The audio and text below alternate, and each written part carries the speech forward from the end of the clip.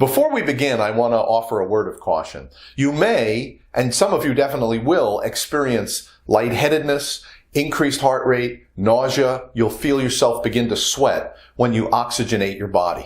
Do not push hard. Your body just needs time to adapt to the new levels of oxygen, and it may take up to a few weeks or even more than that before you can really take a maximum breath without feeling any side effects. In the morning exercise and the evening exercise, I tell you every day, focus on expanding your lung capacity a little bit more every day, but always stop if you feel any discomfort.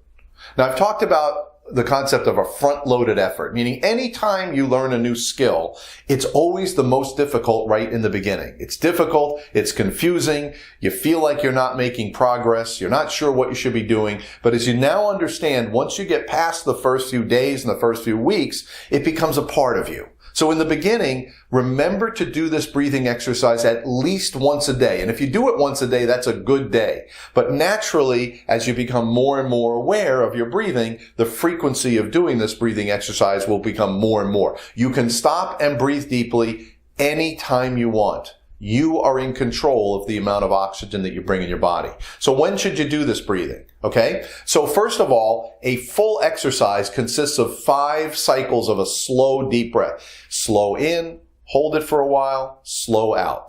Do that 5 times, and I consider that to be one session. Do it at least once a day. The easiest thing is just to add it to your morning routine and your evening routine with your morning and evening thought matrix exercise. But you can do it any other time. You can do it before you walk into an important meeting, or before you make an important phone call, or before you walk into a room with other people, or while you're jogging, or while you're waiting online at the bank, or while you're driving a car, or while you're typing an email, or lying in bed, or when you're first waking up in the morning, or while you're watching TV. You get the point? Anytime you decide is the right time to take a deep breath. Train yourself to become breath aware in all of these situations throughout the day. All right? So I want you to stand up and we're going to get started, okay? The design of your lungs is actually remarkable. Your lungs have no muscles of your own. They're completely passive. They're not connected to anything. They are literally just hanging from the bronchial tube. And it's no accident that your lungs look either like the roots of a tree or like an upside down tree, either way you look at it. The thick tracheal tube is the trunk of the tree, and each of the tubes branching off, and the millions upon millions of alveoli are like the leaves that are filling with oxygen. And it's no accident that your lungs look like a tree.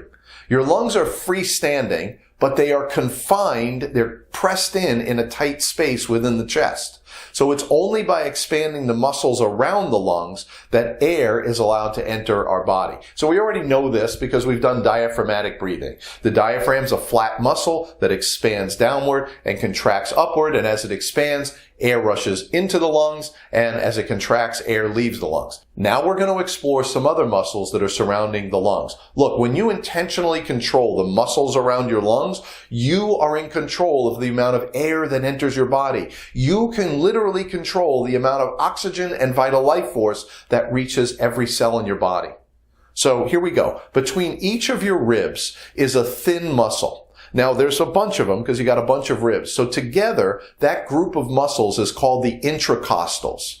Now, you probably never thought about your intercostal muscles before, but even if you've never used them before, they're ready to be put in service. I'll show you how to connect with them. Remember I told you that health is the centerpiece of the cycle of mind system, and that the highest priority in your own health is to expand your lung capacity and breathe deeply on a regular basis? Remember that? So from now on, every time we breathe, the first part of the breath is going to be an expanded diaphragm, like we've been doing so far. But now we're going to add a second part of the breath, which will be expanding the intercostals.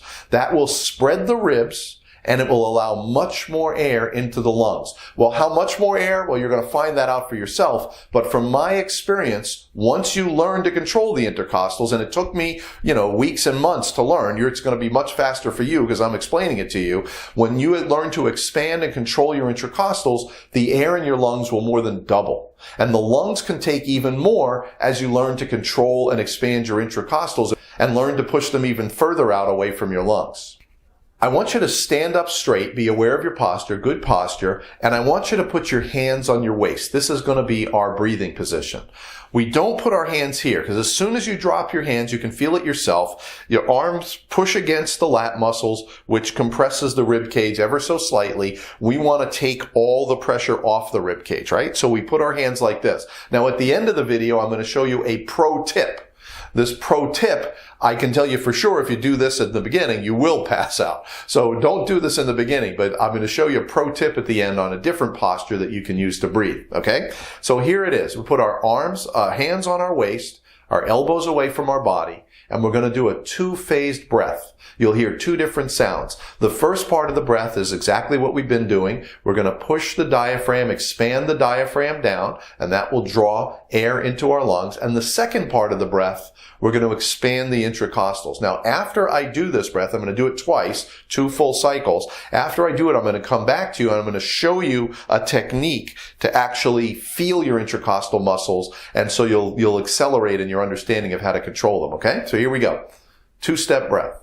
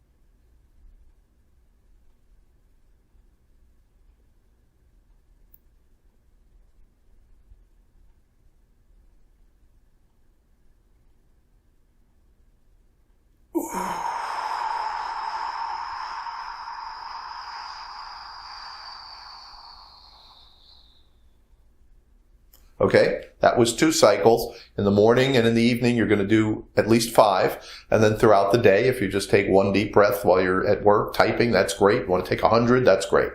So I'm going to show you a simple tip, a technique that you can get to feel your intercostal muscles, okay? So I want you to take your thumbs, and I want you to stick them in your ribs, right in the side, right about at this height. And I want you to reach across, and I want your fingertips, your middle fingertip to touch. See that? Okay? If you diaphragmatic breathe, nothing happens.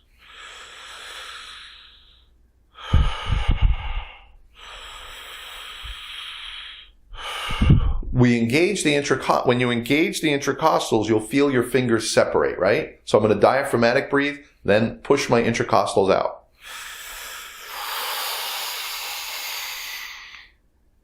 You see that? That's how you get the feel. When you can make your fingers spread apart, that's how you know that your intercostals are engaging, and what they're doing is they're pushing the ribs as far away from your lungs as possible. The further they go out, the more air comes into your lungs. Keep training yourself to be aware of and expand your intercostals. You'll actually get better at it over time. Look, you have for your own use a perfect body.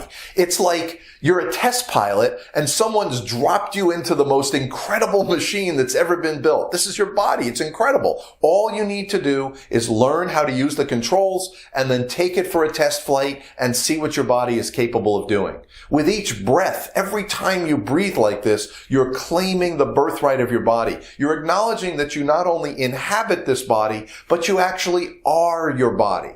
And when you become more and more aware of your health, you become as healthy as you can be. Like I told you, mind knows one thing. It knows how to keep itself healthy, how to live, how to thrive.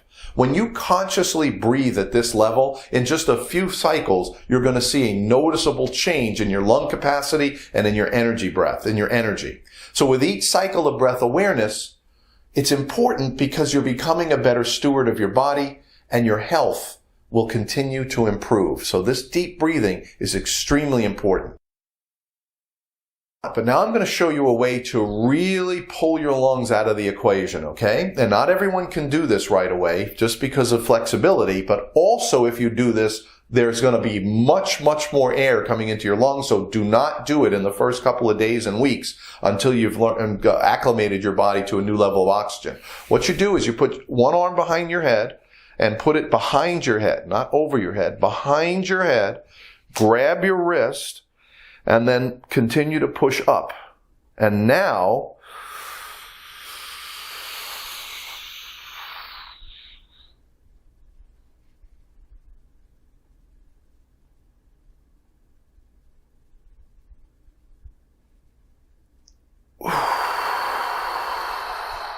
and what this is doing, by putting your arm over your head, you're lengthening the long muscle in your back. And by grabbing the wrist, now you've got this elbow up high too. Your elbows are as far away as they can be from your body. And then you're pushing up again. Push up or just leave them there. Push your elbows up. And as you push your elbows up, you can feel these muscles also going up. So you're getting another little break. I'm going to take one more. Do it with me if you're not going to pass out. Ready? We first do diaphragm and then intercostal, and then we hold it and then release it slowly. Behind the head.